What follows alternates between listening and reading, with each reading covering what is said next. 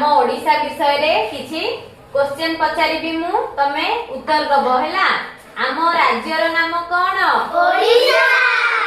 पूर्वरु आम राज्यर नाम कोन थिला? पारादीप बंदर केउ जिल्ला रे अवस्थित? जगतसिंहपुर। ओडिशा रो बड़ नदीर नाम कोन? सिमिलीपाल जातीय उद्यान केउ जिल्ला रे अवस्थित? ओडिशा रो बड़ स्टेडियम रो नाम कोन? ओडिशा रे केतोटी सब डिविजन रहिछि? ओडिशा रो मोट ब्लॉक संख्या केते? ओडिशा रो बड़ यात्रा कोन? ओडिशा केबे स्वतंत्र प्रदेश रूपे घोषित हैला?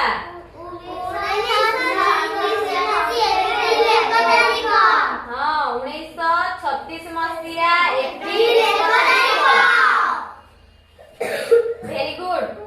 समस्ते सबु जानिछ ताले ना?